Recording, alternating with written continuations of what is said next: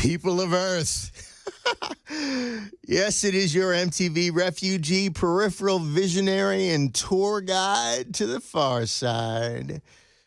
It's Dickerson in for Chris Hand again today. You know, that line, People of Earth, it comes from a movie called The Day the Earth Stood Still. Now, here's the thing. There was a remake. I'm talking about the original Michael Rennie version from like the 50s. There was a remake. I think Keanu Reeves, was in that one. But, that one stunk. But the original version in black and white, if you haven't seen it, you got to see it.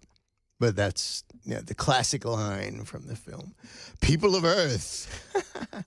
So, glad to be with you. It's always more fun than playing in water. And, we're going to have a good time today. So as we always do, we're going to take a minute, set the ground rules, stripe the field. Because, some of you are, regular sort of Des listeners. Some of you are like, who the heck is this guy? So, we need to establish some things.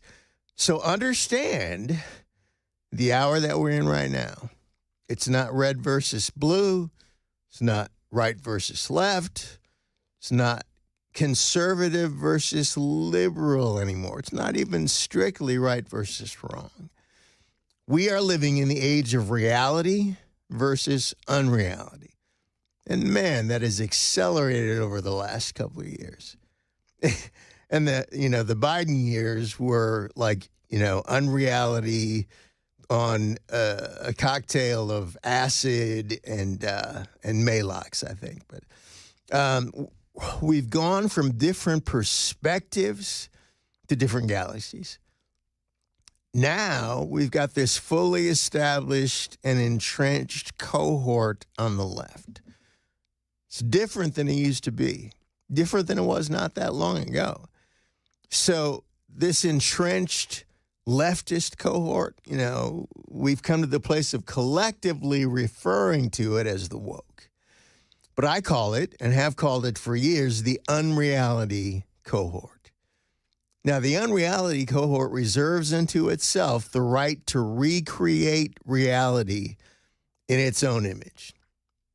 And in the process, redefine every aspect of life, both theirs and yours.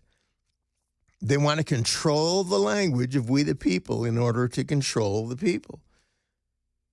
The unreality cohort are the tribe of it is if we say it is. Kind of like the Knights Who Say Ni from Monty Python, but different. So a funny thing happened on the way to their presumed neo-progressive woke takeover. They figured, man, if they got Kamala in office, they would rule forever. Didn't happen. Millions of real Americans rose to their moment and reelected Donald John Trump. So as a result, clarity and common sense have made it come back just in time. See, they thought they could erase us by marginalizing and naming us, but they were wrong. They thought they could, take all the terms conservative and Republican and turn them into pejoratives and cause the masses to vilify us. But they were wrong. So see, that's why I don't call myself a conservative. I am a clear thinker, and you should be too. Every clear thinker adheres to conservative principles, but not every self-identified conservative is a clear thinker. So as for me, I'm on a mission to separate the clear thinkers from the Kool-Aid drinkers and to make America think again.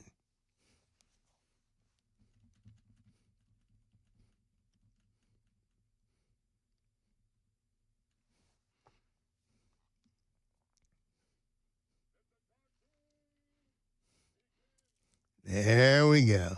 Now it's on. See, I always have to I have to hear the king of cartoons. Then I know it's game time. So I tell you what, we're in interesting times, obviously. And one of the most interesting developments here of this last few weeks is that it's been widely reported that podcast king Joe Rogan has been attending, wait for it, church. One of the most infamous skeptics and doubters. And, he was a self-described atheist for a while and then an agnostic, so on. But yes, indeed, Joe Rogan has been going through some changes. Now, this may seem tantamount to like Hannibal Lecter becoming a vegan. What? Joe Rogan going to church? But it appears to be legit. It appears to be the real deal. Now, I don't expect him to see him as like a guest with Joel Osteen anytime soon. But still, this is a fairly seismic development. I mean, Rogan turning toward at least, beyond just considering Christianity as one of many ideas, because he used to call Christianity not that long ago mythology. See, we're always somehow intrigued when celebrities turn their lives to Christianity. Remember when that guy from Prince and the Revolution got saved? I remember that. But this one is pretty wild. This one's actually pretty wild. So I'm going to share something from a story, and I think it's in Western journalism. Headline says, "The Lord is moving." Former mocker of Christianity, Joe Rogan, is now attending a church. Apologies in advance, the article goes on to say, but for lack of a more journalistic term, this is pretty neat. UFC announcer and podcast mogul Joe Rogan, easily one of the most influential people in the world currently. I mean, there's this other woman that's supposedly number one, Mel something, can't remember her name.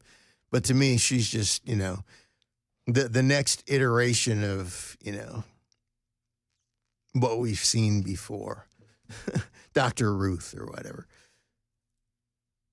But Rogan, easily one of the most influential people in the world, is apparently regularly attending church now. Now, it's a bit of a winding tale, but Rogan first started to turn toward the teachings of Christ after a 3-hour-plus conversation with Christian apologist Wesley Huff back in January. At the very least, a clear light went off in his head. And sometimes that's all it takes. So this was notable because Rogan became, a long self-professed agnostic, has long denigrated and mocked the church. Everything is mythology, he once argued, citing the lack of, quote, evidence as to why he found religion such a folly. And by the way, there's a distinction to be made between Christianity and religion. They're not the same thing. Fast forward to this Tuesday, and this article is a couple weeks old, this Tuesday's episode of Know What You Believe with Michael Horton. And Huff, as a guest, revealed that Rogan's brush with Christian theology had left a lasting impression. And have you talked to Joe Rogan since your out-of-the-park conversation with him? Horton asked Huff. Well, my conversation with Rogan went 3 hours and 15 minutes. So it's a little bit longer than this conversation, Huff began. But yes, Joe Rogan and I have had on and off communication since then. And I can tell you for a fact that he is attending a church, and that has been a consistent thing. So things are happening. And he's a very inquisitive individual, and I think for the better, in that he's communicating with me and other people in his life who are influences that can speak to these issues. Huff then recounted an incident, or an anecdote rather, of a brick and mortar Christian bookstore telling him, and this is wild, that young people, a big part of Rogan's demographic, have been clamoring to purchase Bibles because, quote, all my friends are reading this thing. This thing, the best-selling book of all time. Huff continued, if the Bible is becoming popular with teenagers, then something is happening and the Lord is moving. Again, for lack of a better term, it's pretty cool. So, for better or for worse, Joe Rogan has an outsized influence to countless young men in this country. If he, of all people, could somehow help turn hearts and souls toward Christ, that's just an objectively wonderful thing. Yes, merely attending church doesn't make one a Christian any more than standing in the garage makes you a Buick, but it's an undeniably positive sign and a critical first step. And make no mistake, Rogan converting to Christianity would be a massive deal. It's actually kind of crazy how impossible it would have been to envision Rogan's platform spreading the gospel just a few short years ago, and yet here we are. As hard as it is to believe, we shouldn't necessarily be shocked by it. God has often seen fit to choose the most unexpected individuals for his purposes.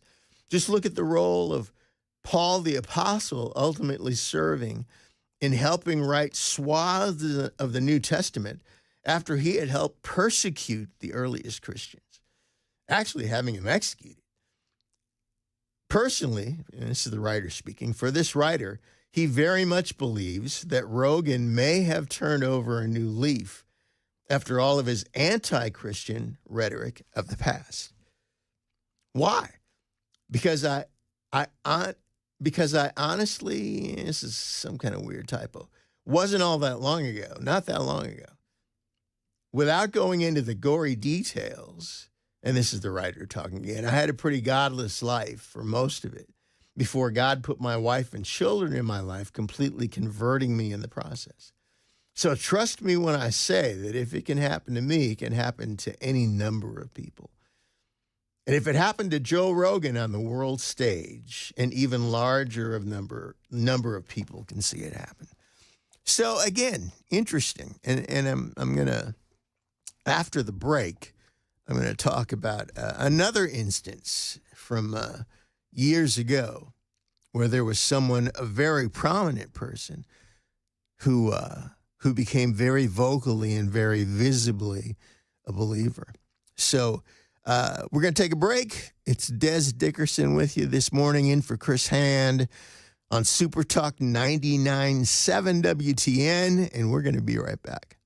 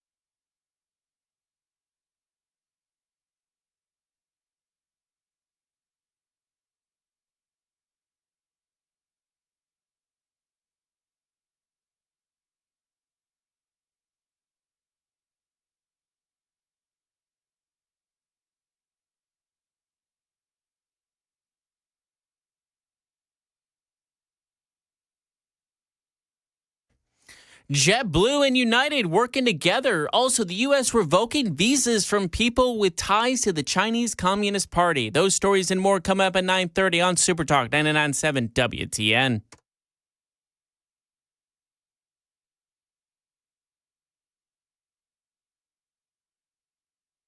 Yeah, I think there's a bad word coming up. There we go. We got out just in time.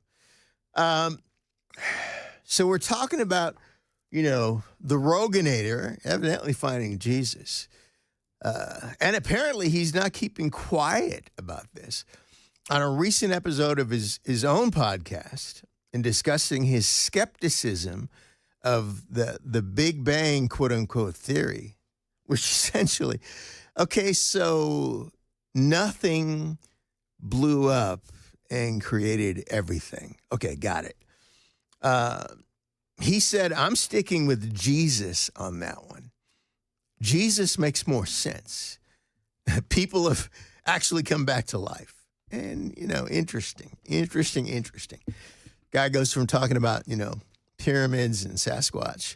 So, as we got a few minutes here before the break, I want to, hang on a second, let me crank up the volume on my headphones. I played in really loud bands for a long time, so I have to have things turned up. So I'm going to read a little bit from an article in MSN or on MSN. Podcaster Joe Rogan recently expressed skepticism regarding the Big Bang Theory and said he finds the idea of the resurrection more realistic than the claim that the universe created itself. During a conversation with comedy podcast host Cody Tucker that aired last Wednesday, and again, this is, a little bit older, Rogan said that he's sticking with Jesus when it comes to miraculous claims. Quote, it's funny because people will be incredulous about the resurrection of Jesus Christ, but yet they're convinced that the entire universe was smaller than the head of a pin, and that for no reason that anyone has adequately explained to me, instantaneously became everything? Okay, said Rogan, a self-described agnostic who was raised Catholic. Discussing the potential size of the universe, which he noted could be finite, Rogan raised the possibility that human beings project their own biological limitations onto creation in their attempt to understand it. And that's true. We're always trying to fit the infinite and the inexplicable into our little pea brains, kind of like trying to park a 747 in a single car garage. He goes on to say, wouldn't it be crazy if there wasn't something at one point in time? That seems even crazier than there has always been something. There could have been nothing, then all of a sudden everything. There couldn't, rather, be nothing, and then all of a sudden there was everything. When Tucker suggested the universe required an outside force to set it in motion, Rogan cited the late ethnobotanist. What the heck is an ethnobotanist? Terence McKenna, who noted that even the Big Bang Theory and the materialist worldview requires an act of faith, and it does. It takes more faith to believe in the Big Bang than it does to believe in the beginning God. Modern science is based on the principle, give us one free miracle and we'll explain the rest. The one free miracle is the appearance of all mass and energy in the universe and all the laws that govern it in a single instant from nothing, McKenna reportedly said, according to biologist Rupert Sheldrake's 2009 book, Morphic Resonance, the Formation of Creation. Okay, I'm going to put a pin in it there. We're going to take our break. It's Des with you on a Thursday. Super Talk 99.7 WTN. We're going to be back in a minute.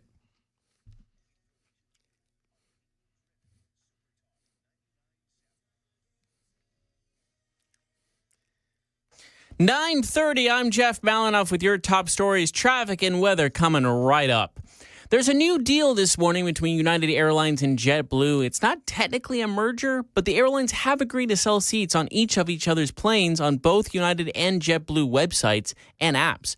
More from ABC News Chief Business Correspondent Rebecca Jarvis. If you're a member of United and JetBlue's loyalty programs, your benefits will now stretch even further. Passengers, no matter which carrier they're flying, can apply the miles and benefits. That means priority boarding, complimentary access to preferred and extra legroom seats, and same-day standby and switching, plus earning and using miles on both airlines. Moving on to D.C., the State Department says it will revoke visas from China, who they say have ties to the Chinese Communist Party. The move may leave hundreds of thousands of students in limbo, and experts say it could lead to talent vacuum, not only at universities, but in certain industries in the U.S., like the tech sector. More from ABC's Britt Clennett in Hong Kong. Secretary of State Marco Rubio, he's been vague on what exactly it means to have links to the Chinese Communist Party, while any action is on the one hand sending a message to China's party elites, some who do send their relatives to study in the States. Also, the policy could potentially eliminate levels of infiltration. But Rubio said that as part of the plan, criteria will also be revised to enhance scrutiny of future visa applicants from not just mainland China, but here in Hong Kong too. Moving on to the stocks now, as they've been open for now the last hour. Everything is pointing upwards. The Dow is up 75, S&P 500 up 24, and NASDAQ up 118. That's latest news. Weather is up next. I'm Jeff Malinoff, WTN News.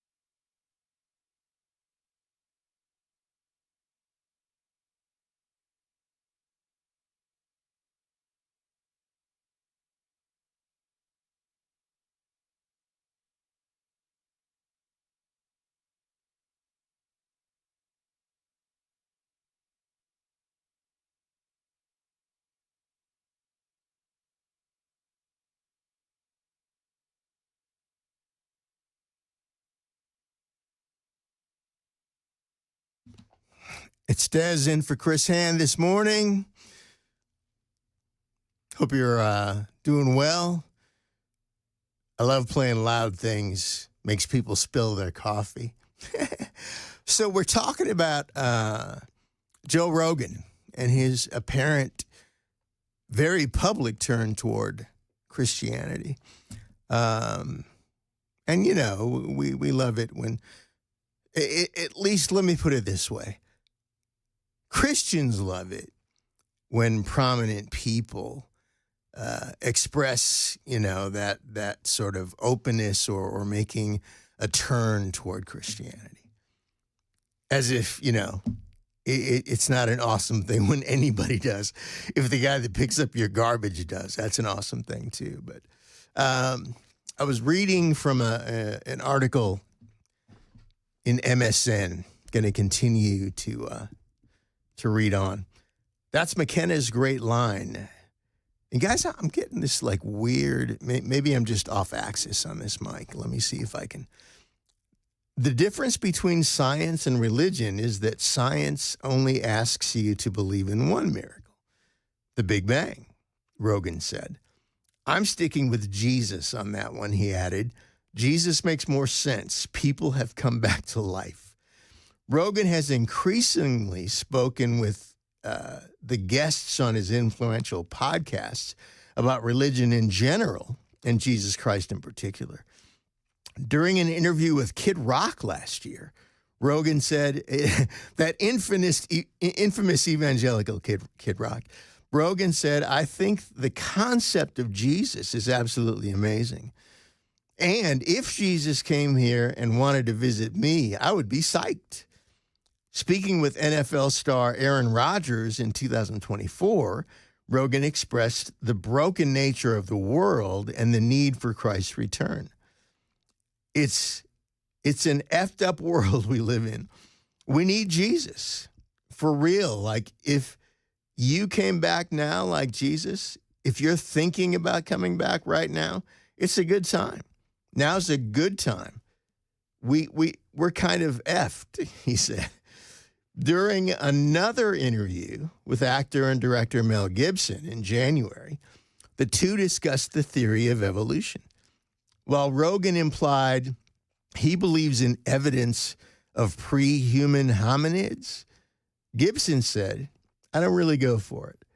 Rogan also interviewed apologist Wesley Huff, which we referenced earlier this year, during which they spoke at length about the historic evidence of Jesus. So it's an interesting situation. And, you know, one of the most obviously prominent podcasters, but kind of prominent thinkers in current culture. He's making some very interesting statements. And as always, he doesn't pull punches. Anything that he's, you know, intrigued with, he'll speak bluntly about it. So we're going to continue here. Hang on a second. I lost my, I have these, well, dang it. I'm having issues with my computer here. Hang on a second. There we go. Okay. So, you know, I referenced this earlier, but some of you were old enough to remember Bob Dylan's Jesus moment. It was 1978 when Bob Dylan, in the middle of a year-long tour, turned to God. Now, Bob's Jewish.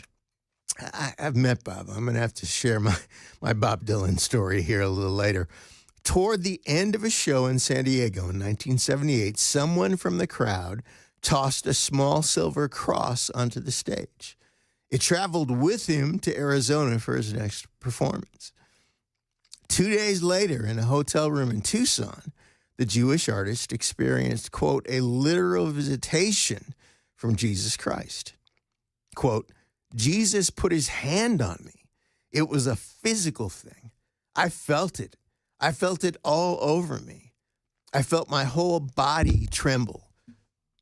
The glory of the Lord knocked me down and picked me up. Now, he continued what some called his born-again phase until the early 80s. And now many believe that after that, he may have kind of cooled on his faith. He wasn't as vocal, but I mean, there were some indications later that that was not the case. But, also, I mean, there's a good friend of mine years ago that shared with me his cage stage theory that new believers, kind of, do this thing where they'll talk to a park bench about what they've encountered. And his sort of sarcastic belief was that every new believer should be put in a cage for about, a month until they kind of, moderate and then go on. So, it's possible that Dylan just he came to a point where he didn't feel the necessity to be vocal about it. It wasn't necessarily that he just kind of shifted gears and went on to somebody else. I mean, maybe he did, maybe he didn't. And by the way, there's a new book, Bob Dylan, Mixing Up the Medicine, that extensively covers this era, but covers his entire career. So I guess here's the question. Will Rogan end up being another Dylan? See, only time will tell. But right now, this thing's pretty real. So, years ago, in the period where I was transitioning out of Prince and the Revolution, I was doing, on our breaks between tours, I was doing shows, not really touring, but mainly doing shows in the Minneapolis area. Later on, I started touring. But I did a show at First Avenue, and, the buzz that I kept hearing from, my manager and folks at the club is, Dylan's coming out tonight. Dylan wants to see you, and Dylan's coming out tonight. So, I kind of went through the whole show going, well, is he, isn't he? But after I stepped off stage, the manager of the club came up to me and said, hey, he's out in the parking garage and wants to talk. So, Dylan. So, the way the club was set up, you could step off the back stairs on the stage and go right out these doors into this big parking garage. So I went out, and there he is. It's Dylan. It's Bob Dylan. And, he put out his hand to shake and said, hey, Des, nice to meet you. And I have to kind of say this. It was one of the weirdest handshakes I've ever experienced. Just, to add some context to it. And, proceeds to kind of go on and on talking about different things, talking about this artist that he was working with, that he wanted me to produce and all these different things. Because, Dylan is from Hibbing, Minnesota, way up north on the Iron Range, but he lived in Minneapolis at that point for years and years. And so, I had about like a 45-minute, can't really call it a conversation because it was more of a monologue, but, it was another one of those kind of Forrest Gump experiences that I had during my career where I met these really interesting and sometimes iconic people. And sometimes it was really cool. Sometimes it was really a letdown. But in this case, it was just, really interesting and really bizarre, to be honest. But that's my Bob Dylan story. I think I'm going to go. I was going to try to stretch it a bit further, but I think I'm going to go ahead and go to break right now. We got a lot of stuff on deck today, a lot of interesting things to talk about, a lot of interesting developments. Dan Bongino came out with a very interesting announcement the other day. And I'm going to, I was in on Tuesday, day after Memorial Day, and I had a segment set for that day. I wanted to talk about Memorial Day and ended up being too expansive that day and didn't get to it. But I'm gonna pivot to that today, and we're gonna talk about Memorial Day. But at any rate, it's Des Dickerson with you today. You know, America's favorite substitute host, and we're gonna take a break. Super Talk 99.7 WTN. Be back with you in a minute.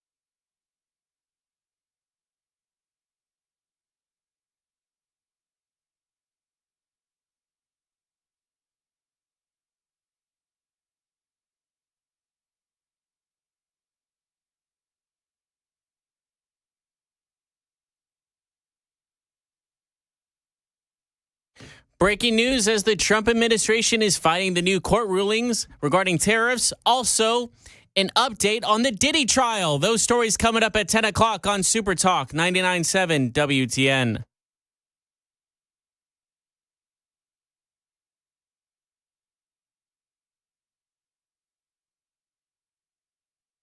All right, we're back. I teased that we're going to be talking a bit about Memorial Day. And it's one of those things where everybody loves the 3-day weekend and, doing the cookout or the barbecue and that whole thing. And it's a tradition. But, the actual meaning and significance of it is something that's lost. I mean, one of the weirdest things, and I think it was George Strait recently got criticized because at a show he said Happy Memorial Day. To see, it's not really a happy thing, and yeah, we know what he meant, and it was not, but nonetheless, we've kind of conflated it with, every other day off, every other holiday.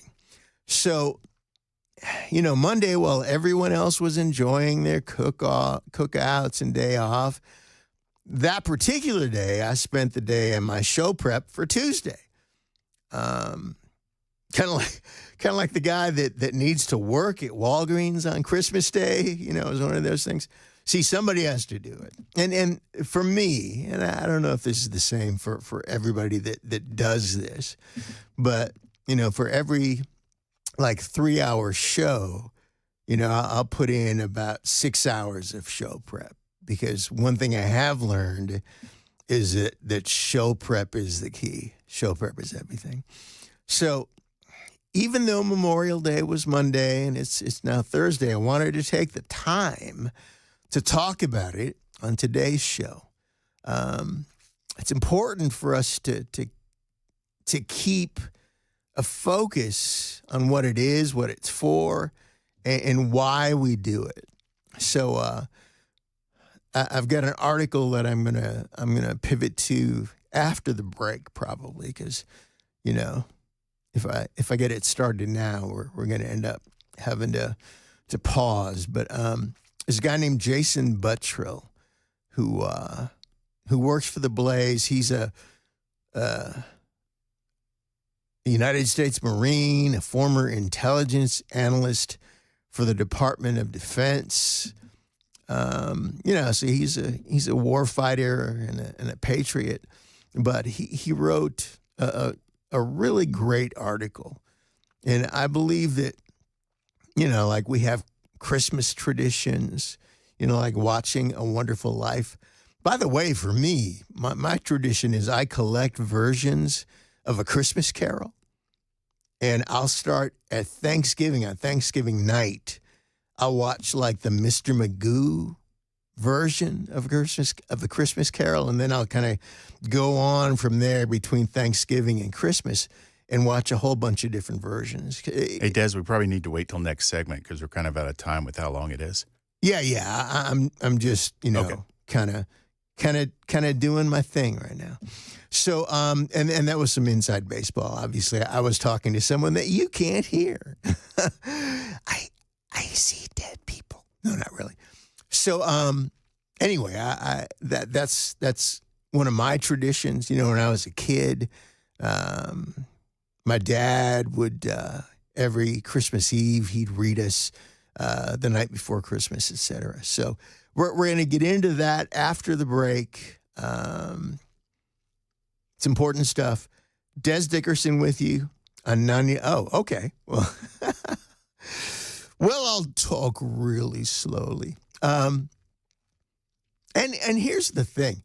I'm sure all of you have traditions, holiday traditions, and Memorial Day is no different. When I was a kid, we used to have these big, extended family picnics. We'd have about 30 people, and there's this park called Minnehaha Falls in Minneapolis, even though we lived in St. Paul, it was a cool park, so we'd always go there.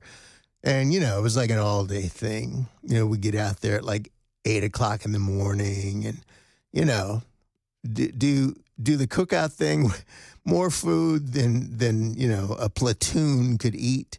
And, we'd play softball and we'd play touch football. And it was like a big deal every year.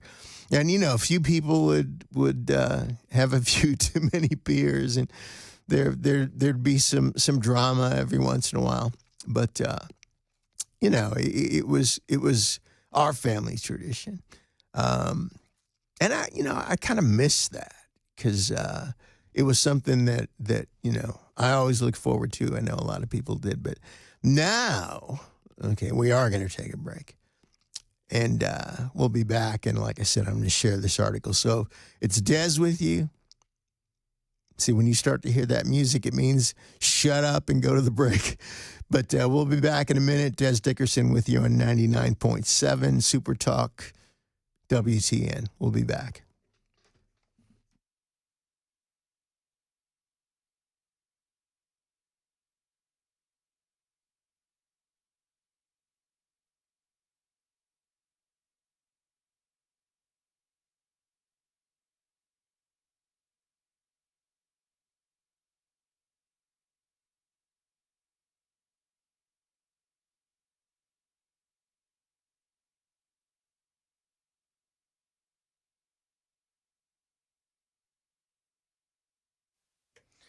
It's 10 o'clock. I'm Jeff Malinoff with your top stories. Right now, we got breaking news this morning as the White House has retaliated against the court ruling on President Trump's tariffs. Here's ABC's Karen Travers with more. The Trump administration is appealing the federal court's ruling blocking President Trump's tariffs. Economic advisor Kevin Hassett said on Fox Business Network Thursday morning the White House is confident in their legal case and also said they're considering other avenues to pursue their tariff policy. Hassett again said the trade talks the administration's having with countries around the world have been, quote, really effective, insisting deals are close to being reached, but he didn't get specific on what countries or what could soon be announced. Karen Travers, ABC News, the White House. The sex trafficking and racketeering trial on Sean Diddy Combs continues today, and yesterday the judge denied a motion from the defense to call a mistrial. The motion was filed as an investigator with the Los Angeles Fire Department was talking about the firebomb sent to Kid Cudi's car. More from ABC's Aaron Katursky. The arson investigators showed the jury photos of the bottle of Old English malt liquor containing gasoline, the designer-type handkerchief he said was used as a wick, and a red disposable lighter. He also told the jury fingerprints taken from Kid Cudi's home had been destroyed. When prosecutors pressed the point, defense attorneys sought a mistrial. They're clearly suggesting that Mr. Combs did something to cause the destruction of these print cards. Moving over to Dallas, two arrests in the jet ski hit-and-run accident near Dallas, an 18-year-old while kayaking. ABC's Mariah Villarreal with the story in Dallas. Authorities say 18-year-old Ava Moore, a standout high school basketball player, just accepted into the U.S. Air Force Academy, was kayaking on Lake Grapevine outside Dallas Sunday night when a jet ski plowed into her from behind. Good Samaritans rushing to help. Once she came out of the water, I just had them lay her down and kind of started helping. But the cadet could not be saved. Going on to the futures, actually the currents right now as the stock market is open. Everything is still pointing upwards, not as high as it was earlier, but still up nevertheless. Dow is up 58, S&P up 31, and NASDAQ up 168. That's the latest news. Weather is next. I'm Jeff Malinoff, WTN News.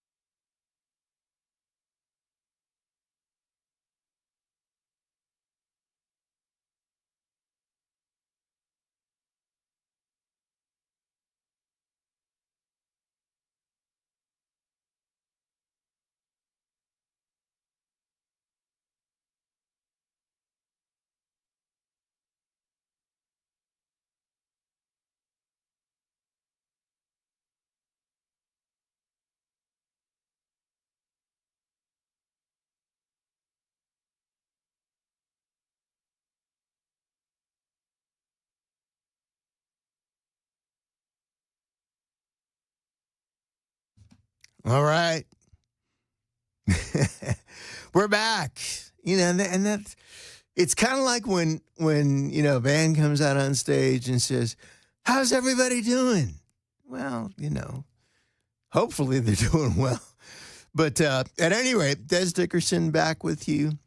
As always, it's great to be with you. I wanted to before I continue our segment, I wanted to pivot back to one of the news stories from earlier. Evidently, Marco Rubio has kind of expanded his visa, cancellation initiative to people with ties to the Chinese Communist Party, which always kind of cracks me up because you know what? If you use TikTok or you're on TikTok, guess what?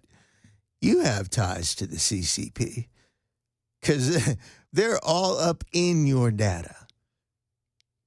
Yes, indeed, the CCP is scraping your data if you're on TikTok.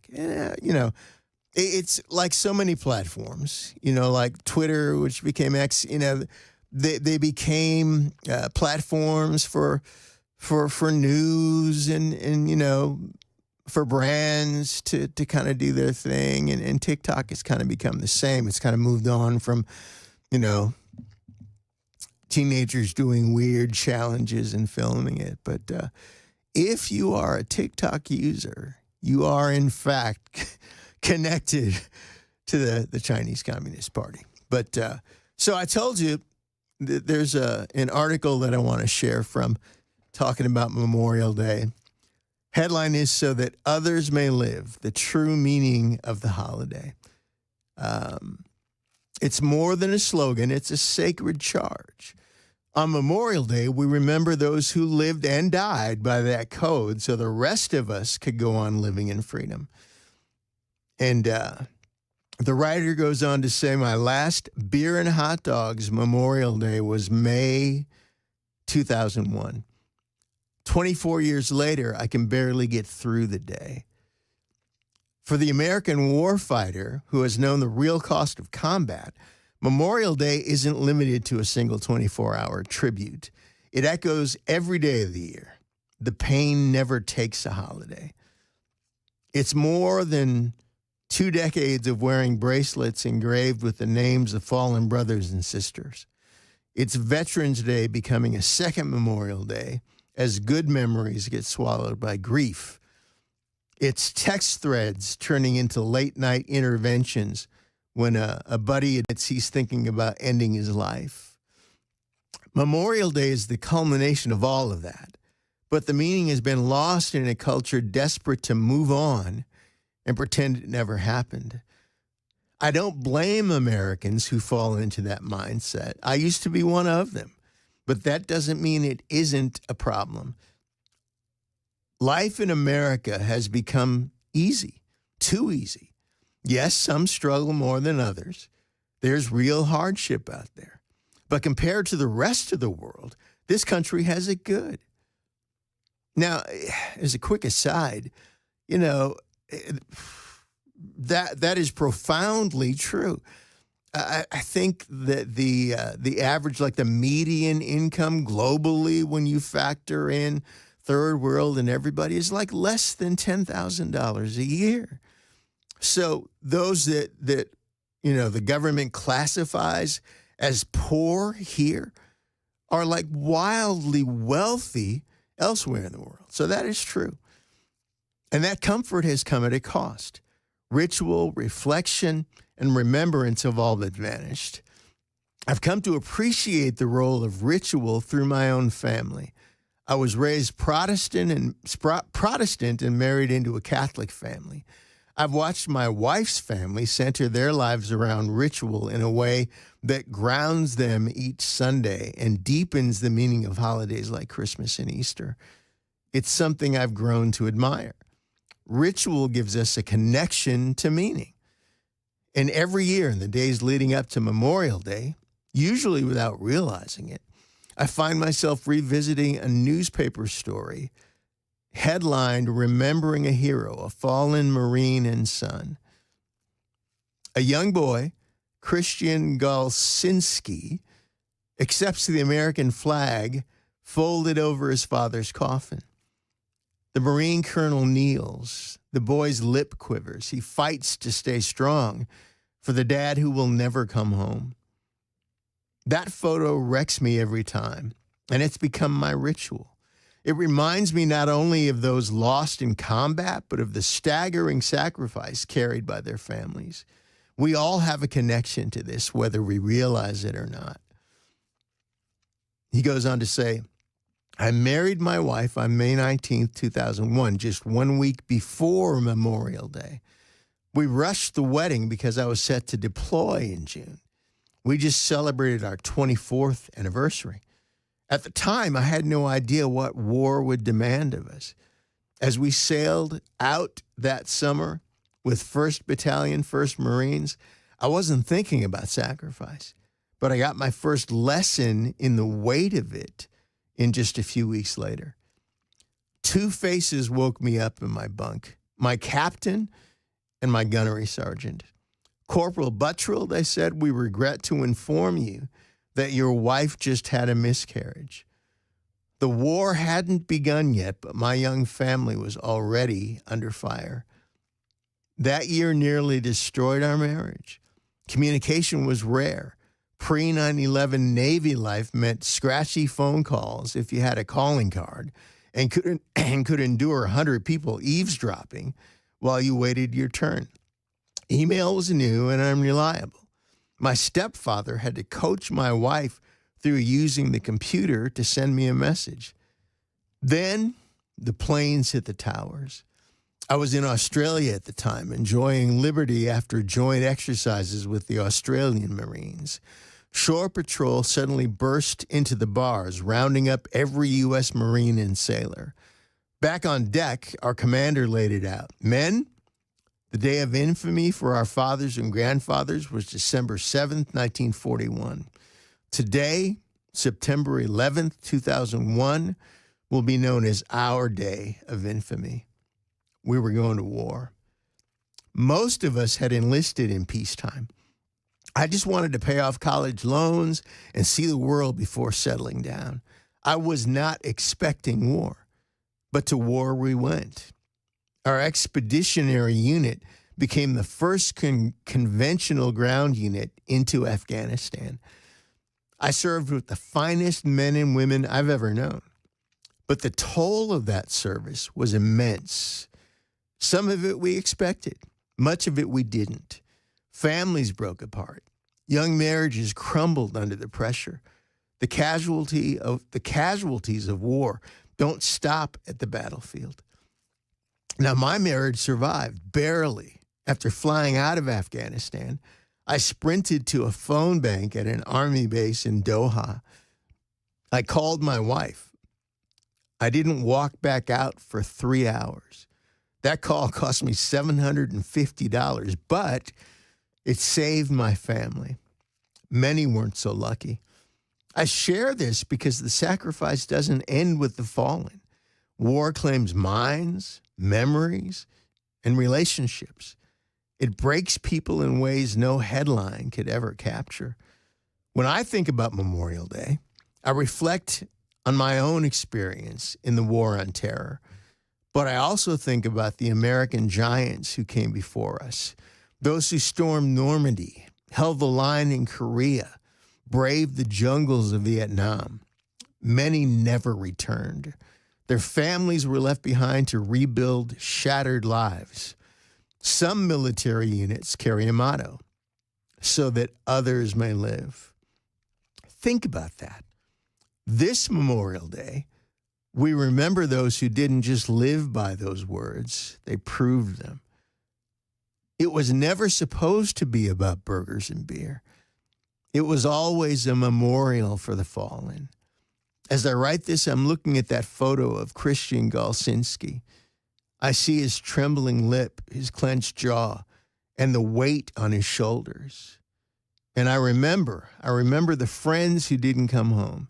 I remember the cost that families still bear. That's my ritual. On this Memorial Day, find yours.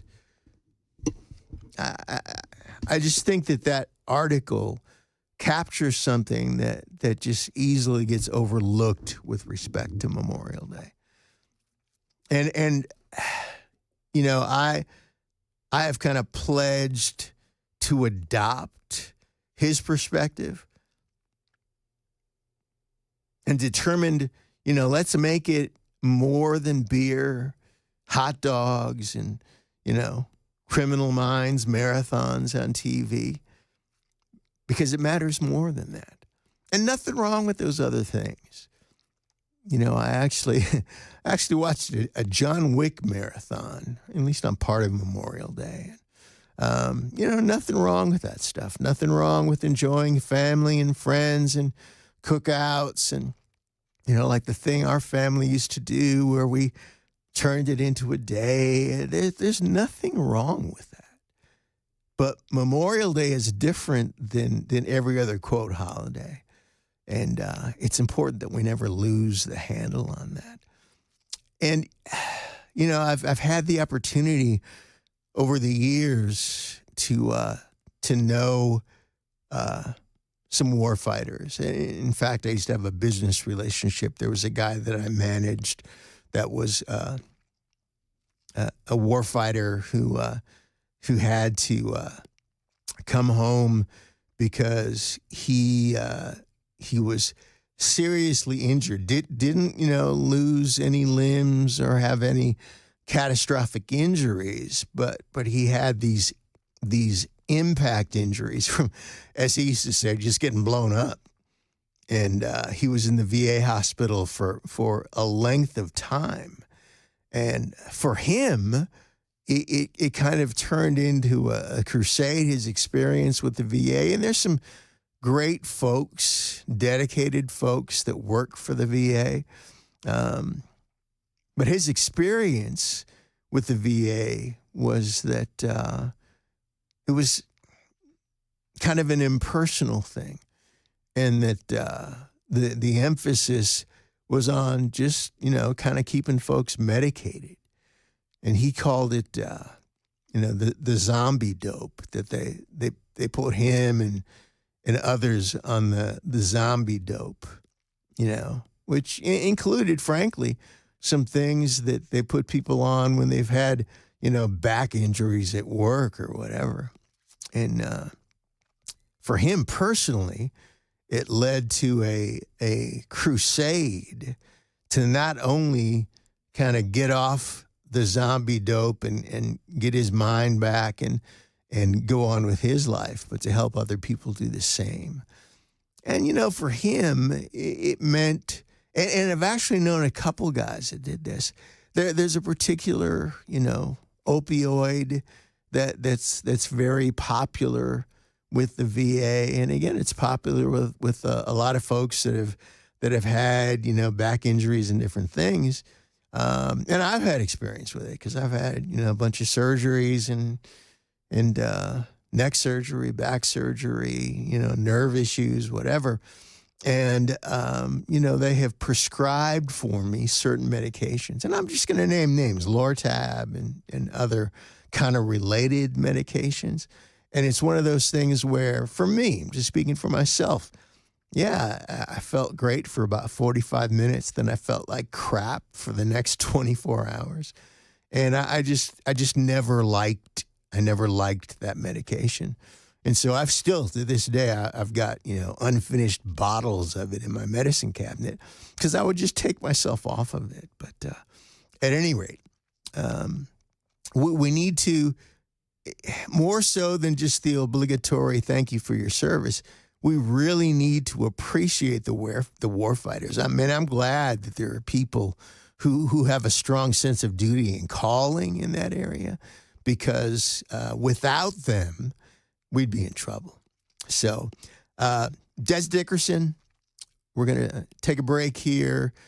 As we always do, it's 10:20, time for me to do that thing. With you here on 99.7 Super Talk, and we'll be back in a minute.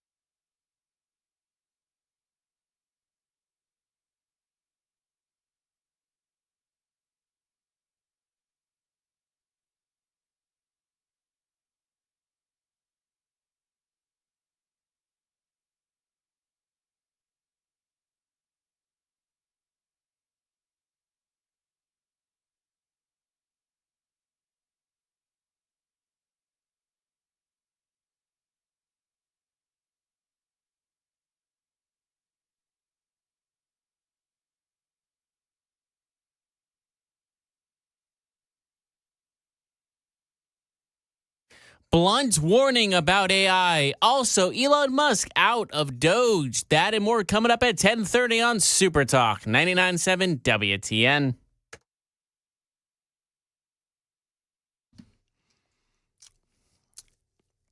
Kind of interesting, Elon's not so veiled. I don't want to call it a criticism. He expressed disappointment in the big beautiful bill, and with the fact that the cuts weren't deep enough, and as a result, the work that Doge has done could kind of be eaten into and neutralized within a year, because the whole point of it was deficit reduction, and to ultimately apply it to that, to reduce the deficit over a 2-year period. So I can understand where he's coming from. At the same time, he said that the work of Doge is going to continue, even though he's, going back to Tesla and SpaceX and the other gazillion things that he does. But personally, I think that in addition to, uncovering the waste, fraud, and abuse and creating the opportunity for money to be clawed back, for the waste and the corruption, frankly, to be mitigated. Because, man, there's so much money that, through an endless series of NGOs and, things that connect to, people like George Soros and others, there's been a gravy train. That gravy train has been running for decades. And as is always the case when that takes place, there are going to be people that aren't happy because, they were making bank on other people's money, and the people's money, the taxpayers' money. So, he said all along that he was on a contract with a limited window of participation, and he has stayed true to that. But anyway, I think we owe a debt of gratitude to him, and I think he's really started something that's only going to continue. And it'll be really interesting to see, because this fight between the grifters who have benefited from the graft all this time, and folks who are genuinely attempting to do something to bring all that to an end, it's going to be interesting to see how that shakes out. Because, generally, and this is where we can be cynical as clear thinkers, we're accustomed to starting out with great excitement, and then, finding that we don't get the results that we were expecting to get. We don't get the benefit we were expecting to get. And I do believe, though, that we need to remain positive, because this is something that should have been done a long time ago. And now that, the horse is out of the barn, I think there are going to be others that take up the fight, not just Doge. And hopefully Congress won't screw things up, because let's just be real. A lot of the folks that have benefited from the taxpayer dole are folks in Congress, folks that come in making, $60,000 a year and end up being multimillionaires. Well, how does that happen? It happens from this. Happens from this scam, from this game. So kudos to Elon, and be very interesting to see what happens going forward. I think that in general, the fact that it's kind of like turning on a light, in a place that past cockroaches. You turn on the light and the cockroaches scurry. Man, there's been a whole lot of scurrying going on.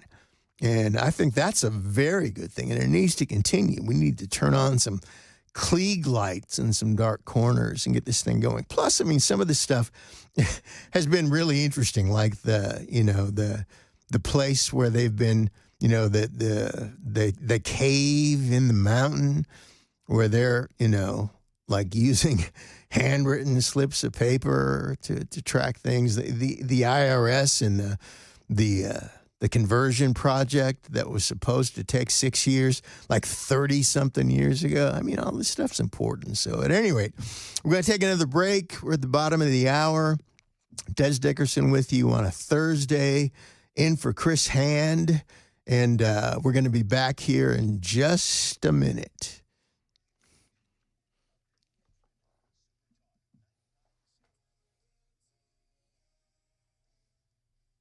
10:30, I'm Jeff Malinoff with your top stories. Moving on right now, more Americans were standing in unemployment lines last week. ABC's Jim Ryan says filings for jobless benefits took a significant leap. Another 14,000 out-of-work Americans made their initial jobless claims in the week leading up to May 24th, 240,000 altogether, and well above the consensus. A report from the Bank of America Institute shows a sharp rise in higher-income households getting unemployment benefits between February and April, compared to the same period last year. A blunt new warning for American workers. Artificial intelligence is about to wipe out millions of jobs, with one expert saying a bloodbath is looming. Here's ABC's Andrew Dimbert. A major tech CEO is sounding the alarm about the technology he's spearheading. Anthropic CEO Dario Amodei, the head of the company behind AI model Claude 4, has a blunt warning, telling the website Axios half of all entry-level white-collar jobs could be wiped out by artificial intelligence within 5 years. Also, Elon Musk announced he'll be departing from the Trump administration, and Musk making a statement on the future of Doge. Trump advisor Elon Musk has announced his scheduled departure from the Trump administration after leading the Department of Government Efficiency. Musk saying the Doge mission will only strengthen over time as it becomes a way of life throughout the government. But it comes after Musk publicly criticized Trump's so-called big, beautiful spending bill for not doing enough to cut spending. That's the latest news. Weather is next. I'm Jeff Malinoff, WTN News.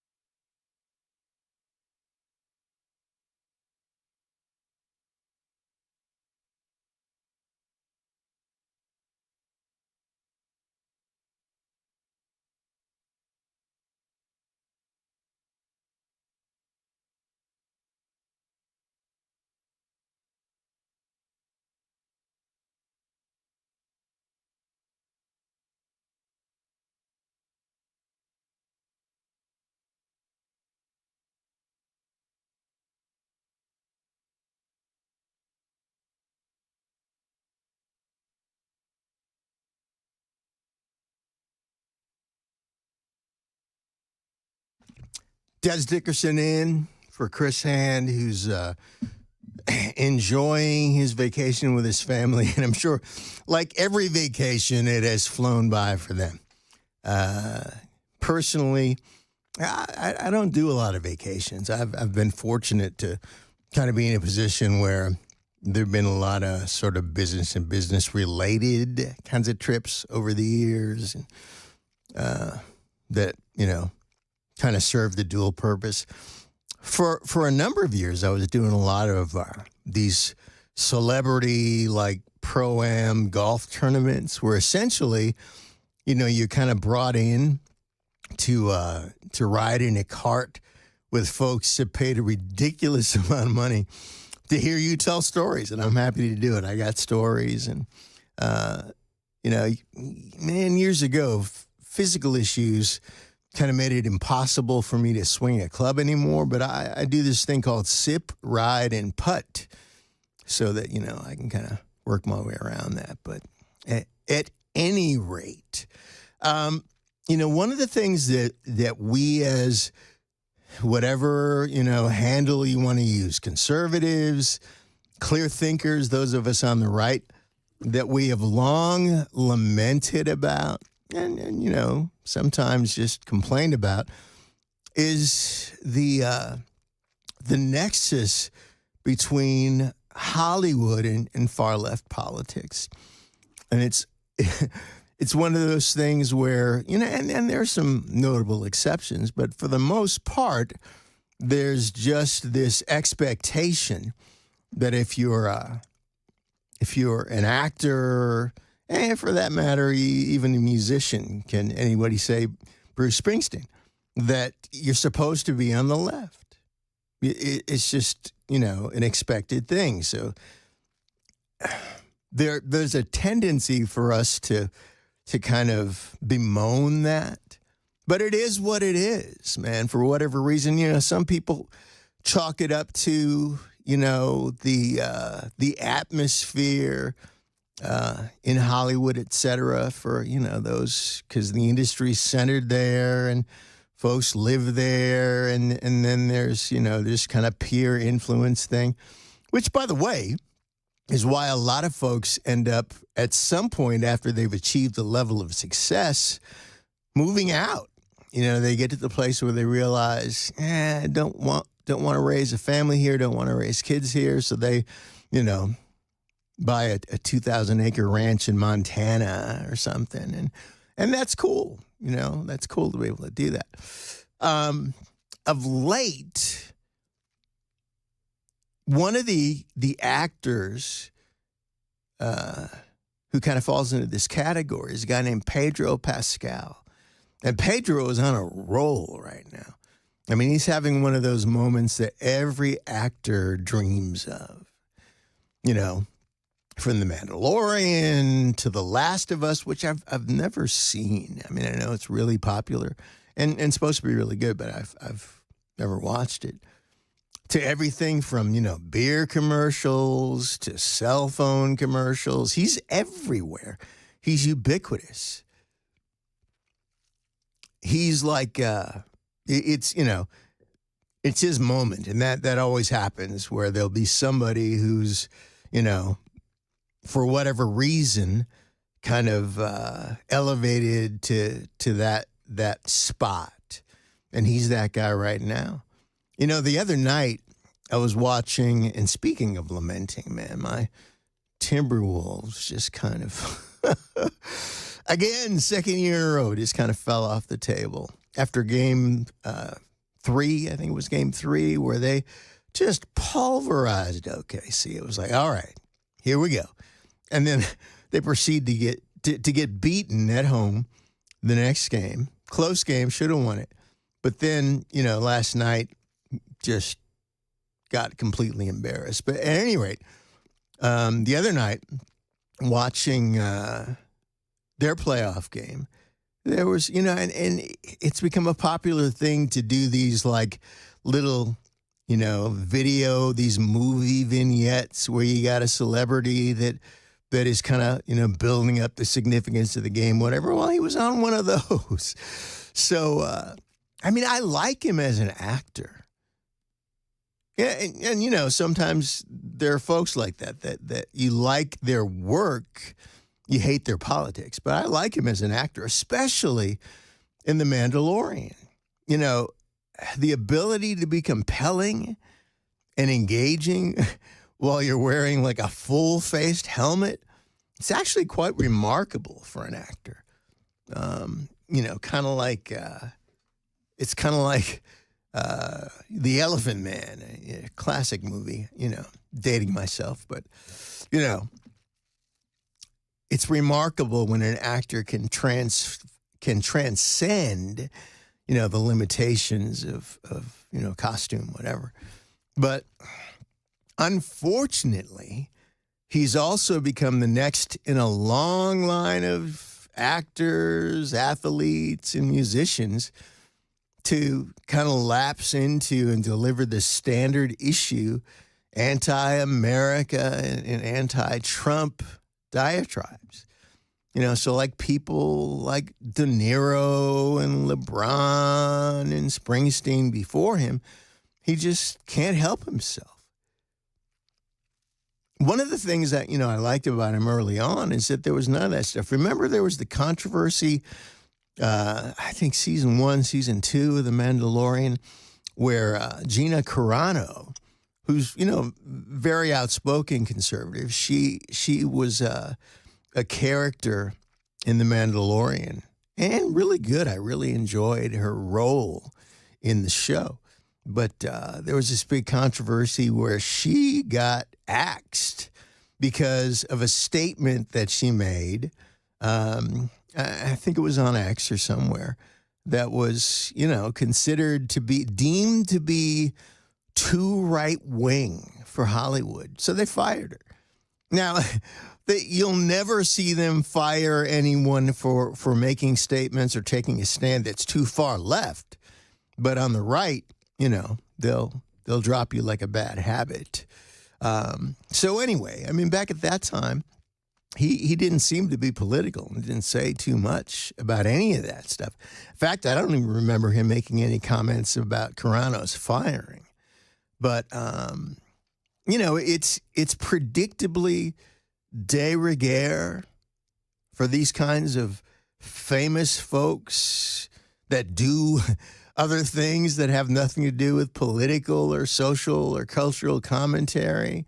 You know, essentially, I mean, especially for actors, people who play make-believe for a living, that all of a sudden now, you know, there's this belief that they have to say significant things, and somehow they're elevated to this place of prominence where what they say is supposed to matter. And it really matters very little. But they jump on the bandwagon as soon as they have a platform to speak from. So de rigueur, by the way, the definition is necessary according to etiquette, protocol, or fashion. But for the rest of us, we'd much prefer it if they'd all just shut up and, you know, dribble or sing or act or whatever. Do what you do that made you famous. Do what you do that you're good at, rather than assume that they somehow have the intellectual depth and standing to just spout off. And for me, it makes me love, like, you know, the Chris Pratts of the world even more. You know, people who are prominent in Hollywood, who have strong careers, that, you know, are strong conservatives, in some cases strong Christians, and they don't back down from who they are and what they're about. It kind of makes you appreciate them more. But nonetheless, Pedro has joined the lemming line with those who have come before him. And it's interesting because he's actually been quoted as saying fairly recently that he's not political. Well, that suddenly that seems to have changed. So while on the press junket for his latest film, he made some most decidedly political comments that we're going to get into a little bit more after our next break. But again, I never cease to be amazed, but it's like there's this switch that gets flipped where now I'm at this level where, I need to, I need to sing the chorus that everybody else is singing. And what I have to say is significant and important, and I need to influence the people. My favorite one of the funniest ones, is the actress that they cast in the latest, like the Snow White debacle. Who, first of all, understand that wisdom is a coefficient of time, and I don't care who you are. There's a certain level of perspective and insight and wisdom that you just gain as you get older over time. And this young lady, very young, just said some really stupid things to the point where, the son of one of the producers actually came out and made a statement kind of, smacking her down some because, he realized that, man, this girl spouting off it's going to hurt the film. And it did. I mean, the film, kind of hurt itself because, the typical sort of Disney, let's take a classic film, let's take a classic storyline that doesn't need to be tampered with, and we're going to make, some sort of significant woke statement with it. So Snow White wasn't white, and the seven dwarves, weren't dwarves. And, rather than there being a Prince Charming, I mean, how can you have Snow White without Prince Charming? She was, her character was like, this boss lady, wanted to be independent, whatever. And it more so than just her big mouth, the movie hurt itself by just being a bad idea.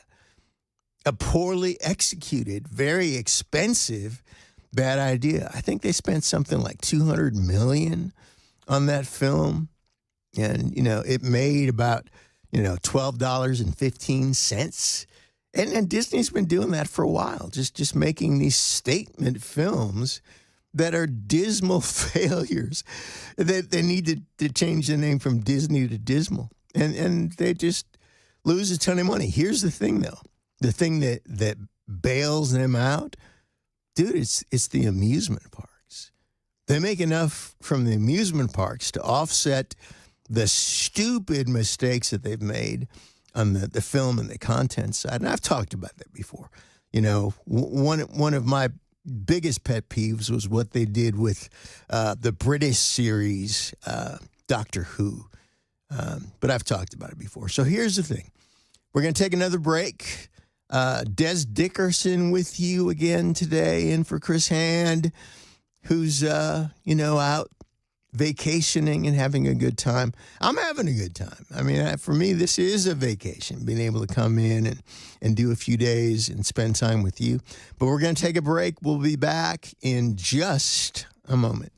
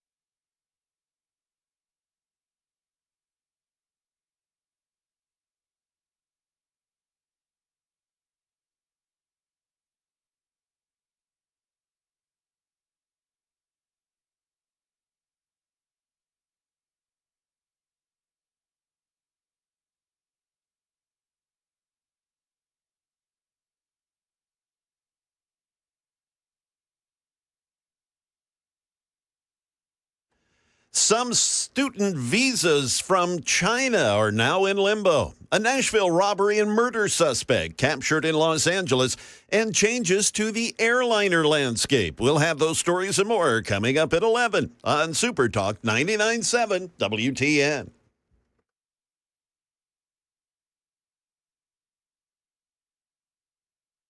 All right. Des, back with you.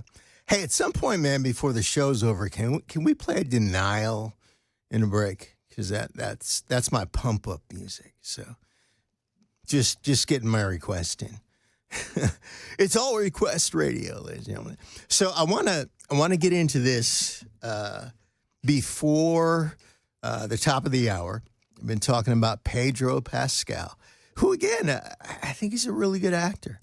But there's an article/interview in The Blaze. Pedro Pascal gets political after acting in reportedly anti-MAGA movie. F the people that try to make you scared. So now after he made that statement, he added that he wasn't informed enough to answer political questions fully. Then what are you doing? Then shut up. You know, there's a verse in Proverbs. It says, even a fool seems wise if he keeps his mouth shut. I think more people should actually try to live by that. But at any rate, actor Pedro Pascal revealed more of his political sentiments during a press conference about his latest movie, which is described as anti-MAGA by Variety magazine, another one of my favorite publications in the world. I'm being facetious. Journalists asked Pascal if he was afraid of returning to the U.S. after making several political statements, and he vehemently rebuked the idea of fearing government retaliation. He made the comments during a press conference for his newest movie at the Cannes Film Festival. Cannes.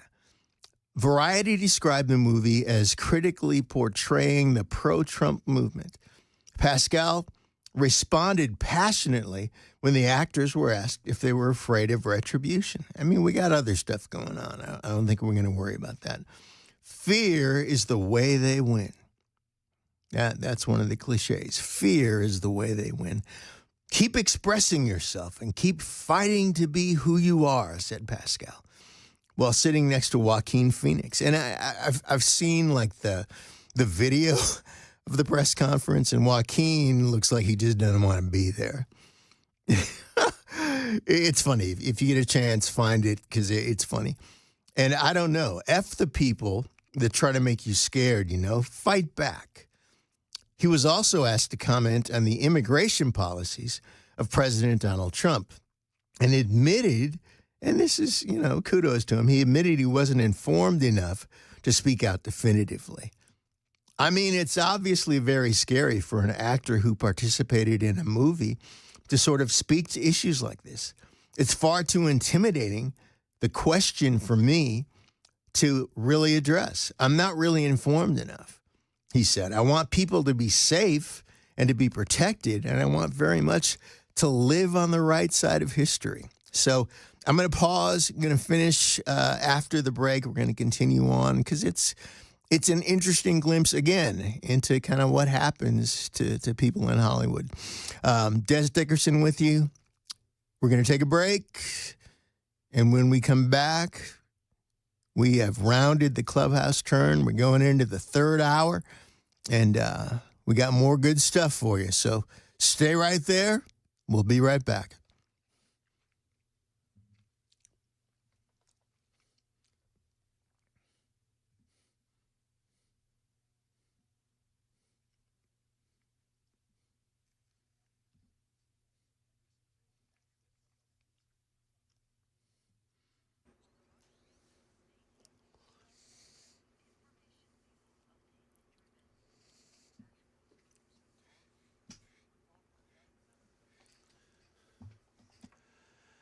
Good morning. We are coming up on 11 a.m., and I'm Jay Harper with your top stories. We'll get you a full weather forecast here momentarily. The State Department says it will revoke visas from China, who they say have ties to the Chinese Communist Party.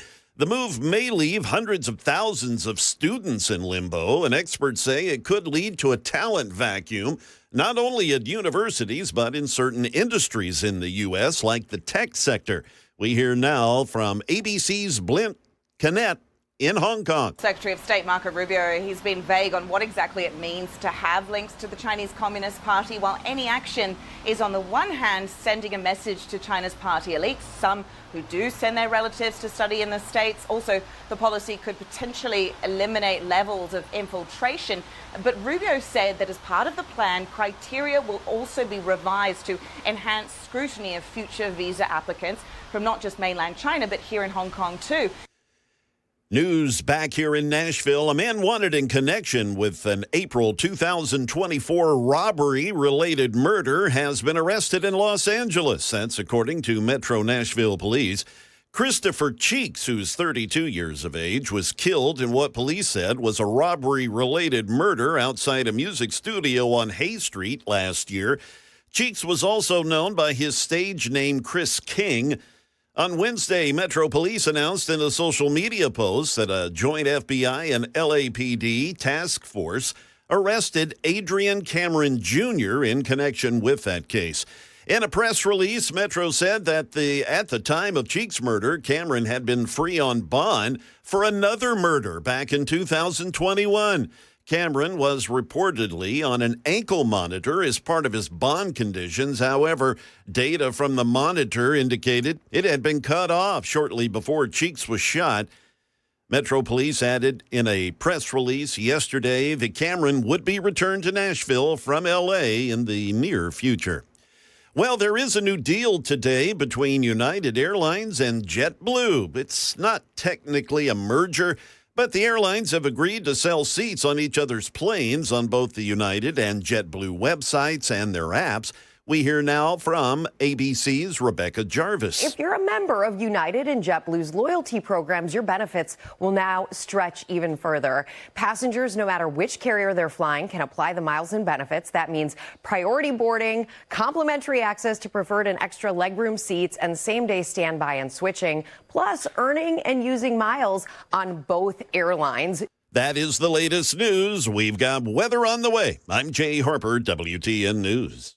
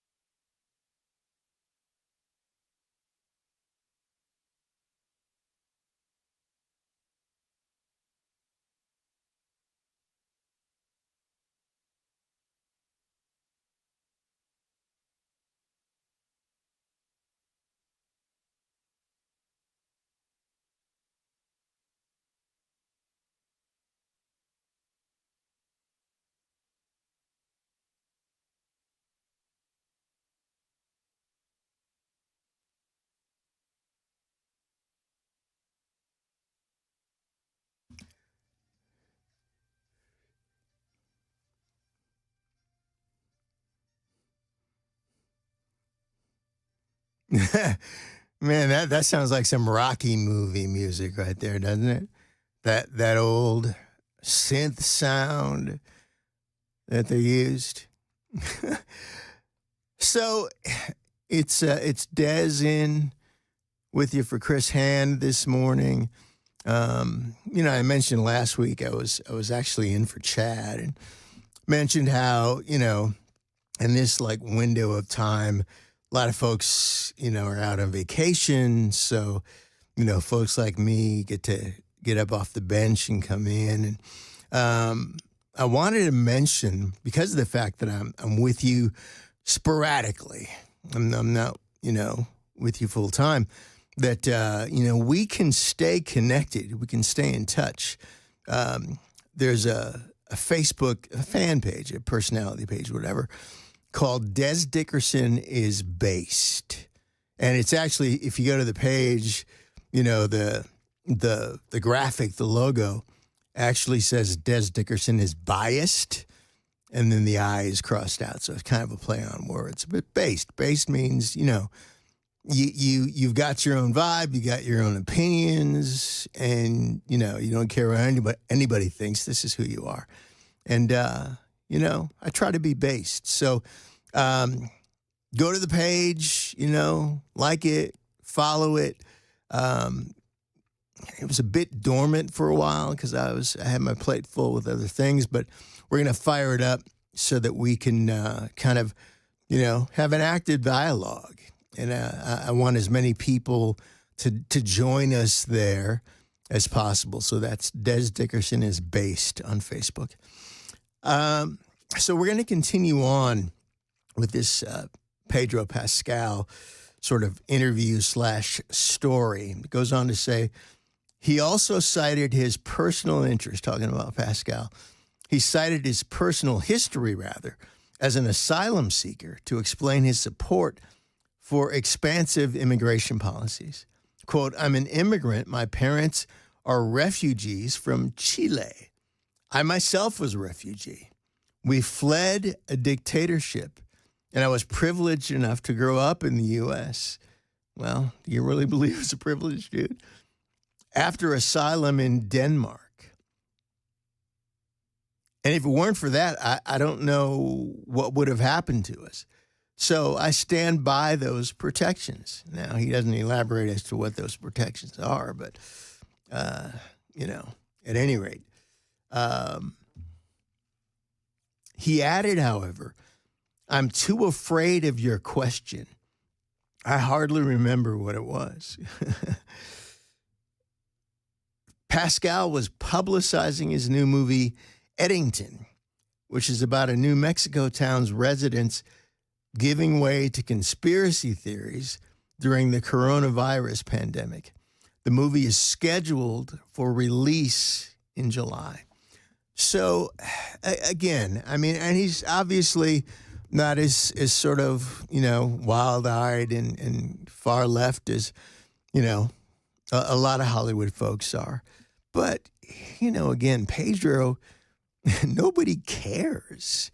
Nobody cares what you think about these things. As much as the press might want to ask you the questions, nobody really cares. What I want to know is, when is the next season of The Mandalorian dropping? That's more important to me than, your opinions on immigration or anything else. So we're gonna shift gears, and we're gonna talk about something going back to the J6 era. Now, remember when an unidentified individual allegedly placed pipe bombs near the DNC and RNC offices in Washington, D.C.? Remember that? We should. Remember how bizarre the non-response to it was? Because it was bizarre. Supposedly, Kamala Harris walked right by him, but there was no urgency in the response from the Secret Service or the Capitol Police. Families and children kind of walked by within just feet of where the bombs allegedly were planted, et cetera, et cetera. It was just a weird non-response response. I mean, they even released security cam footage of a quote-unquote suspect back in January. 5'7", dressed in a hoodie, the prototypical shadowy figure. And then later on they said, never mind. This guy wasn't really a person of interest. It was just some dude in the hoodie walking down an alley. But here's the thing, though. What happened to all this? In January of 2024, my friend Blaze investigative reporter Steve Baker did an exhaustive deep dive into this story. And, Bell, that clip is coming up. So we got to get ready for that. But Steve, and Steve does great work. I've talked about him before, talked about him earlier this week and last week. He does great. Oh, okay, cool. He does great work. But none of it, and I mean none of it, was covered by the mainstream media. But he did discuss it on the Blaze Network with Stu Berger and his show, Stu Across America. Go ahead, play cut one.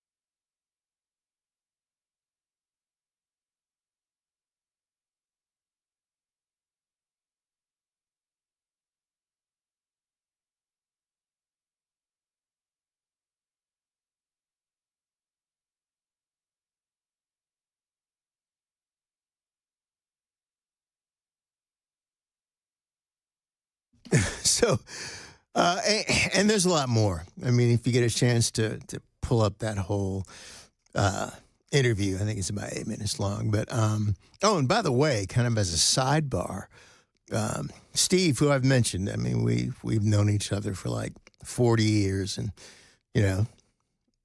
somehow he ended up being an investigative journalist, and I ended up being a radio talk show host. It's funny how things happen in life, but he was one of the many people who lived under constant threat of the FBI for several years. I mean, they kind of held the sword of Damocles over his head about him being charged and about him going to prison for a number of years. And in fact, at one point they did like this, sort of photo op where they had him come in and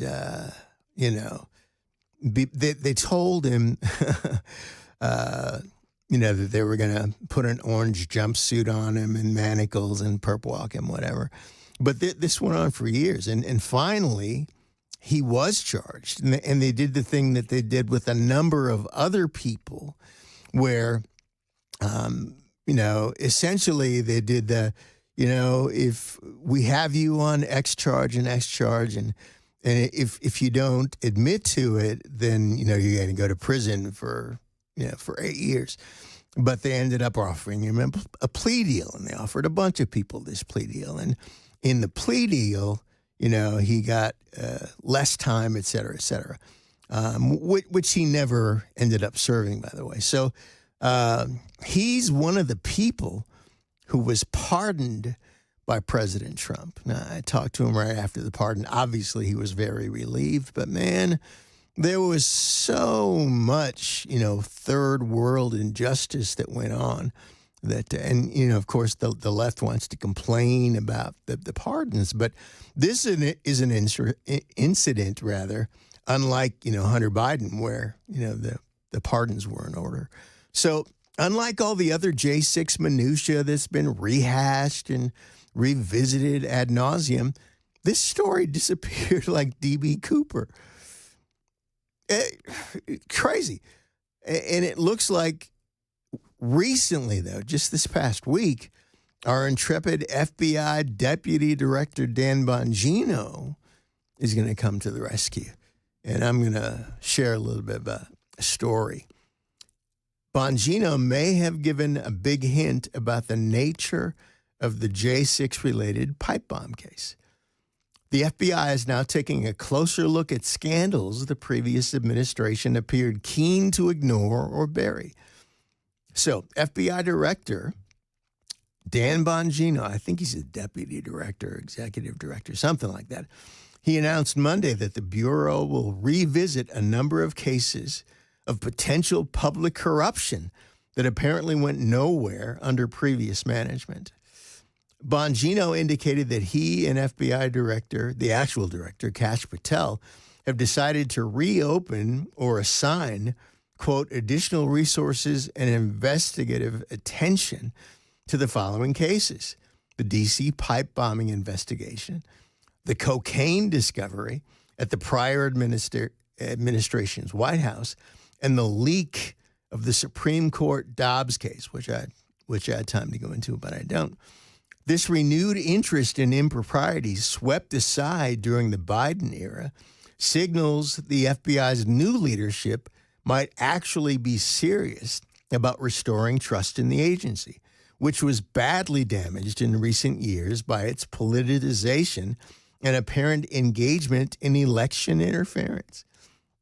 Its difficulty holding leftist extremists accountable, and its zealous targeting of conservatives and the Democrats' political opponents. So, Blaze Media contributor and investigative reporter Steve Baker, who we just heard, with Joseph Hanneman, has dug extensively into the planting of the pipe bombs near the D.C. offices of the DNC and the RNC on January 5th, 2021, welcomed the news. Baker noted, however, that there was something curious about Bongino framing the cases as instances of potential political corruption, particularly with regard to the case of the pipe bombs. And it is curious, but we're going to take another break. You know, I hate to do this sort of, story interruptus, but we're going to take another break. It's Des Dickerson with you on Super Talk 99.7 WTN, in for Chris Hand. We're going to be right back. Thanks.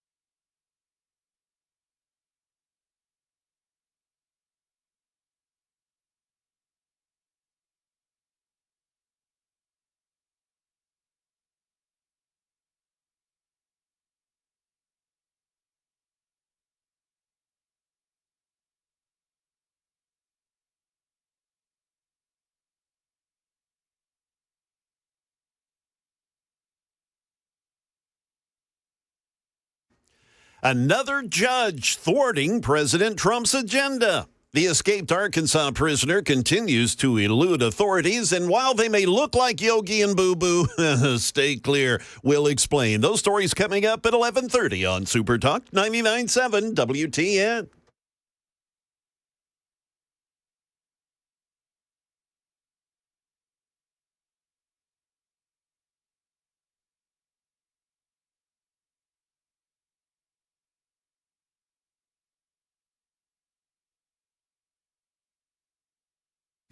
My, that's mysterious sounding, isn't it? I still prefer Seven Dust, but that's, that's some spooky, mysterious music right there. So I want to, before we get to the bottom of the hour, I want to finish up this article. And it, quoting Steve Baker, goes on to say, it's not public corruption if it was MAGA behind it. If it was Antifa, if it was BLM, if it was Oath Keepers, the Proud Boys, the 3% militia, or something like that, Baker told Blaze News.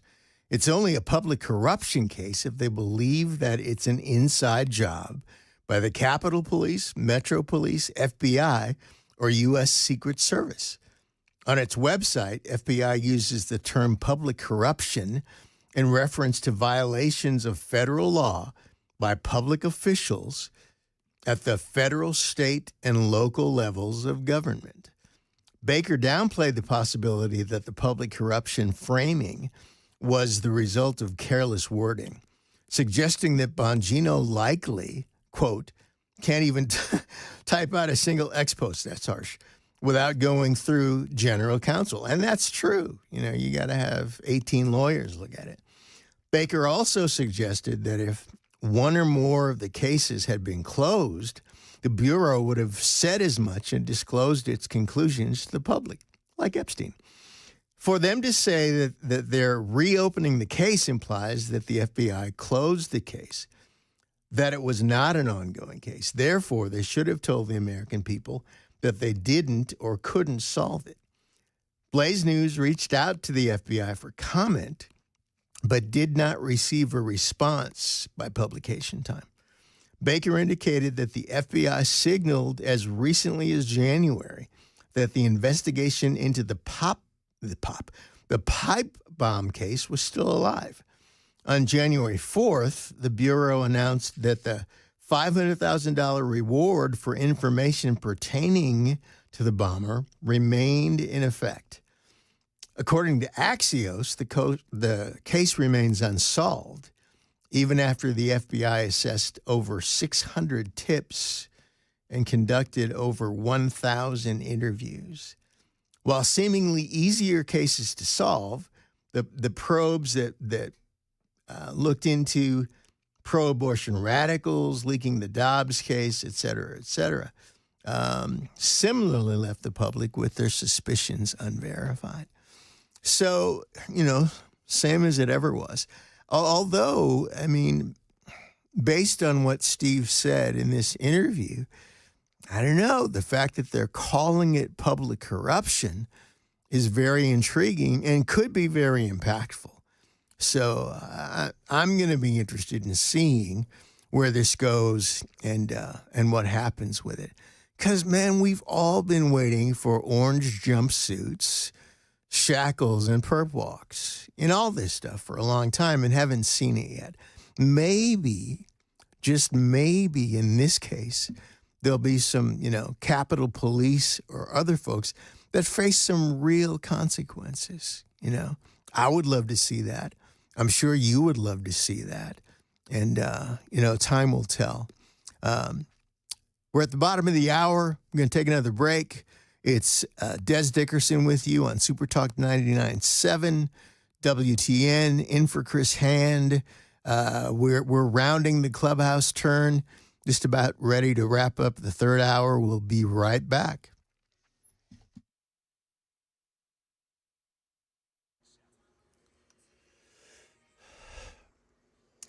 Good morning. It's 11:30. I'm Jay Harper with your top stories. We'll get you the kind of wet forecast here in a little bit. A U.S. district judge says she plans to issue a preliminary injunction that prohibits the Trump administration from revoking Harvard's ability to enroll international students. Here's ABC's Selena Wang. She's got more from Cambridge, Massachusetts. Denies the allegations that the Trump administration is making in providing their reasoning for why they want to ban international students from enrolling at the university. The administration claims that Harvard has failed to create a safe campus environment and that it has fostered anti-Semitism. It has fostered a violent campus environment towards Jewish students. Again, allegations that Harvard denies. We now head to Arkansas, where the search continues for an escaped inmate there. Police say that Grant Hardin, a former police chief in the state, was serving time for rape and murder. Bad weather, though, may slow down the search efforts today. There have been several sightings across the state, but none of them have turned to be credible leads at this point, which is why they still think that he could be in the immediate area, which is why they're focusing here. There are multiple checkpoints and roadblocks around here. We actually went through one this morning, and one of the first things officers said to us was, hey, we're still looking for that escaped inmate. That's ABC's Faith Abube. Well, we now head to Gallatin, where black bears have been spotted, and officials are warning residents to exercise caution. The Gallatin Police Department reported yesterday that they've received calls of several bear sightings in the area. Gallatin Police reminds people, do not approach or feed any bears. Also, secure your trash and keep your pet food indoors. And yeah, even the bird feeders are fair game for these bears. Anyway, long story short, if you see a bear, it ain't Yogi or Boo Boo, so you need to stay clear. That is the latest news. Weather is next. I'm Jay Harper, WTN News.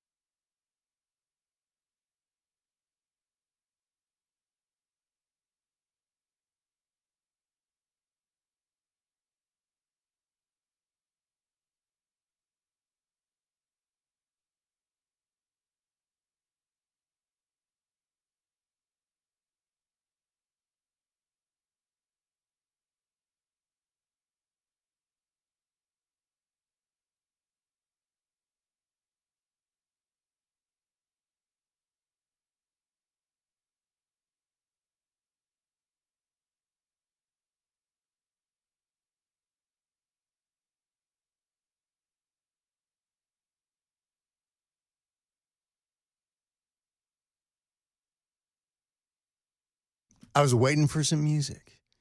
Then, oh, yeah, there we go.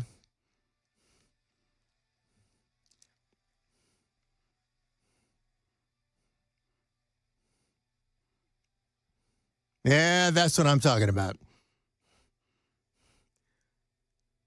My Chemical Romance, from actually one of my favorite eras in rock.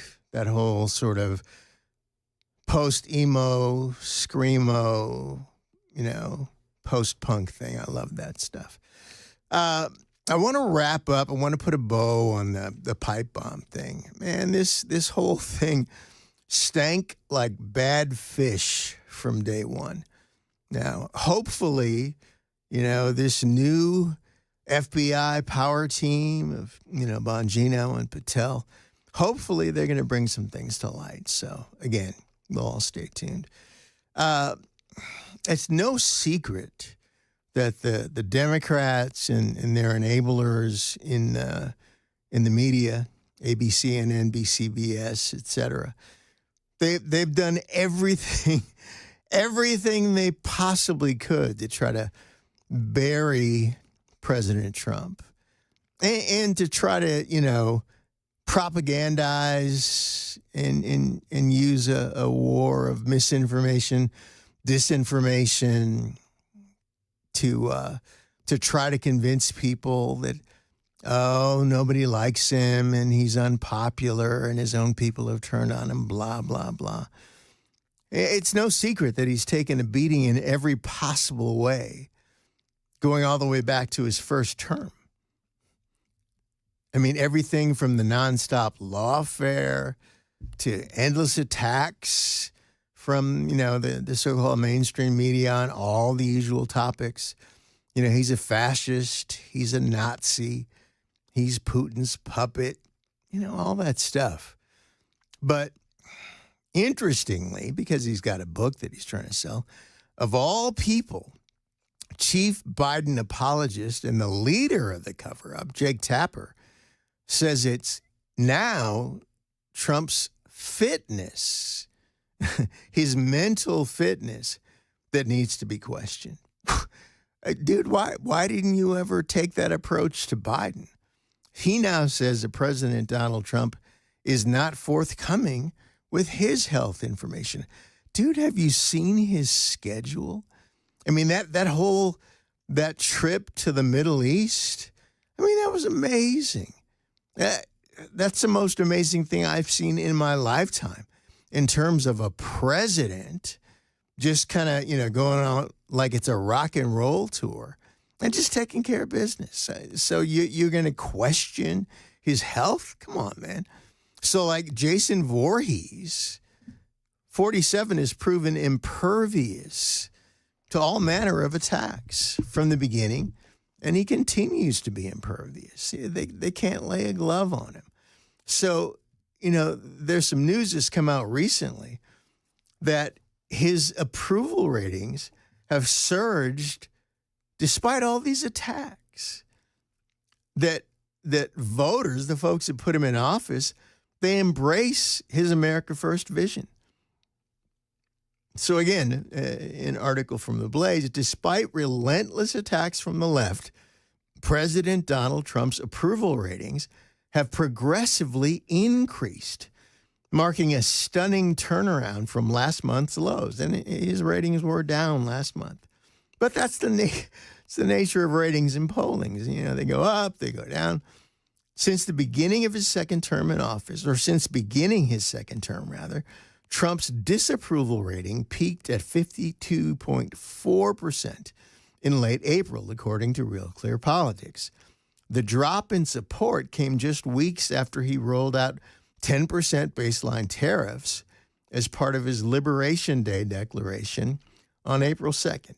And they're still trying to mess with him on that. This latest thing that happened last night with this 3-judge panel, some monetary court declaring that he overstepped his authority, and enough of the judges already. And the Supreme Court needs to step in and just put the smackdown on all of the, judges interfering with the executive branch and with the Trump agenda.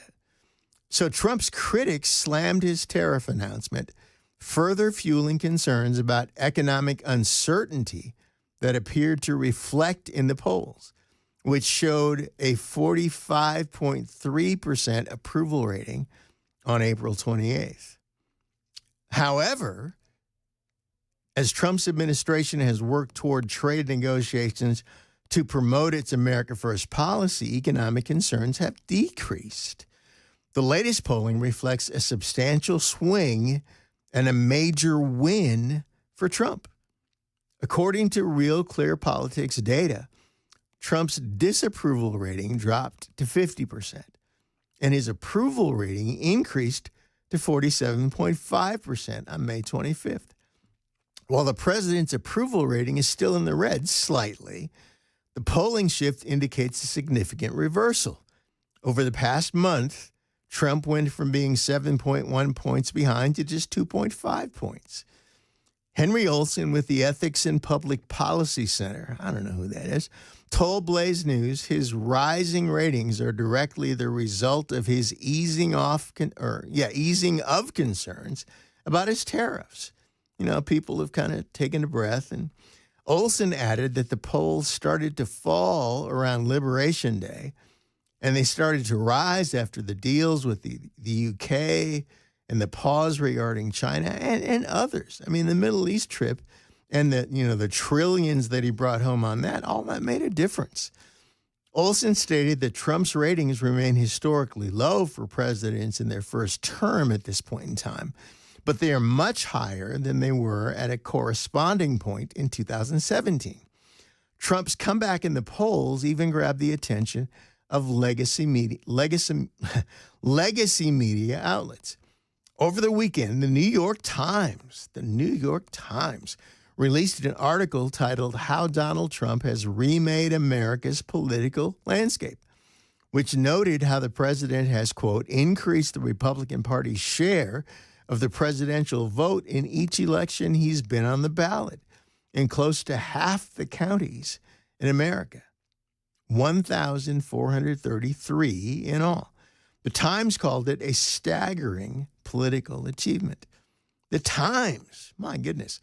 The article noted how Trump has steadily gained steam across a broad swath of the nation, with swelling support not just in white working class communities, but also in counties with sizable Black and Hispanic populations. And by the way, it was Black and Hispanic voters that were a huge part of his win in this last election. On Monday, Newsweek, another far-left publication, highlighted Trump's growing support among young adults. The piece cited a JL Partners Daily Mail poll from mid-May that found Trump's approval rating among 18 to 29-year-olds had increased by 6 points.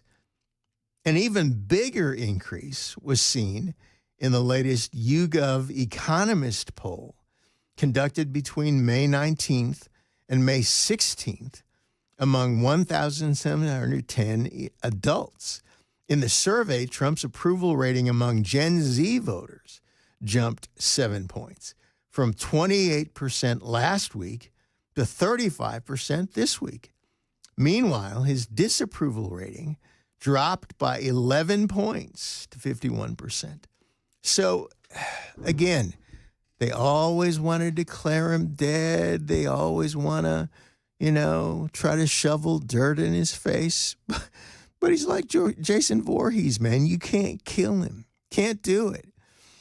Now, Democrats and their enablers in the media continue to pathologically do the same thing over and over again, expecting a different result. They keep on with the same attacks and the same talking points, the same disproven and discredited stuff, and they just keep doing it. And even people in their own party are saying, look, we're hurting ourselves by doing this. Do we not understand that we lost in the last election And we're going to keep losing until we change tack here. The polling data proves once again that they are delusional. Trump was elected because of his personal and policy popularity. And that will likely only increase as his agenda continues to succeed. And it will. You know, there's this latest monkey wrench that they've tried to throw into the tariff thing. That's not going to work. I think the Supreme Court will expedite jumping in and getting involved and issuing a ruling. And try as they might, they'll keep trying to derail and disrupt his agenda. But he's president. He's president. Where were they when sleepy Joe Biden was doing all manner of despicable things? I mean, if in fact it was him doing it, because recently it's come out that there was like a 5-person cabal that they actually nicknamed the Politburo that were actually running things. That, you know, what we all knew all along. Come on, it wasn't Biden, because he can barely stay awake. You know, they were, instead of him doing personal appearances, you know, they were instead substituting, like, you know, some sort of, you know, filmed address at different things instead of him going and speaking. And even with that, people were requesting, like, you know, 5-minute videos, 10, and we couldn't even do that. They did 2-minute videos that had so many edits in them that they were unusable. So, again, none of us are surprised. None of us should be nonplussed or you know, dispirited by it, because it's the same as it ever was, and it's going to keep continuing, and he's going to keep winning. We're going to keep winning because Trump himself, Trump as a never before seen breed of American president, is doing what's never been done. And it's only going to increase in effectiveness, just like it did in his first term as president. If it were not for COVID, we were on our way to the greatest economy ever, the highest approval ever, and it was only, you know, the virus that stopped things. So we're going to take one more break as we wrap up today. Des Dickerson with you on Super Talk. I'm having a great time. Hope you are too. We'll be back in just a moment.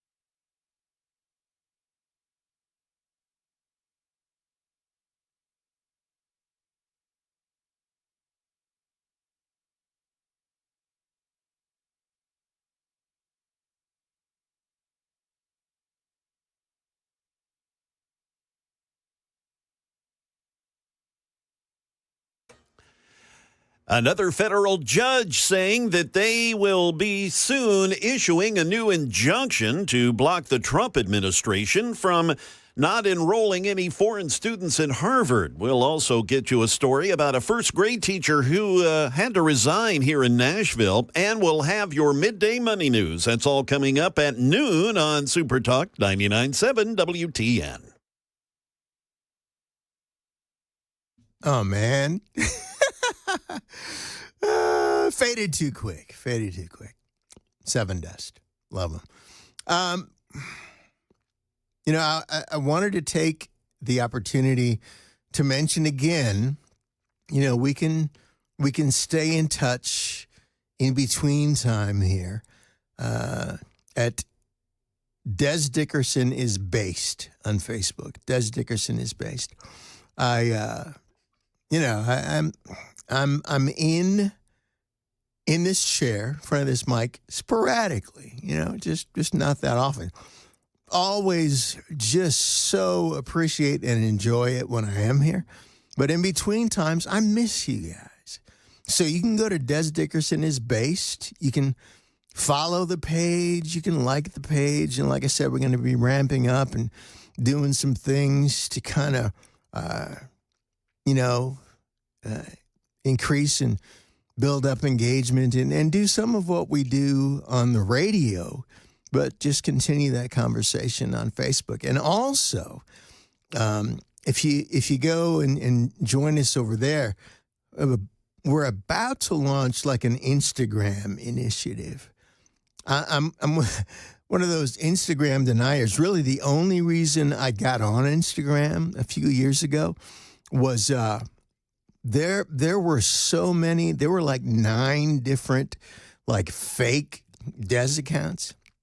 I mean, that's a thing, with music people where people, and this is a weird pathology. They create a fake profile in your name and then impersonate you. So really, out of self-defense, I started the genuine account just to combat that. But I've never done much with it. Don't really post anything at all to speak of, but we're going to change that. So we're about to also launch an initiative there. On my personal page, I've got like 7,200 followers. If all 7,200 were to follow me on Instagram, and those of you who join on Des Dickerson is based, I can get those numbers up and actually do, what people do on Instagram. And then X will be next. But, because I confess to a cynicism about Instagram. One of the things of late is just that it's kind of, turned into kind of, the new Plenty of Fish for middle-aged women trolling for younger men, which kind of disgusts me. So, but I'm changing all that. So, stay tuned. We're about to do something on Instagram as well. As always, it's been a pleasure and an honor. Last week, sitting in for Chad. This week, sitting in for Chris. Look forward to the next time we have a chance to hang out. So in the meantime, stay vigilant, stay active, stay vocal, and I'll see you on the flip side of the far side. We'll see you next time.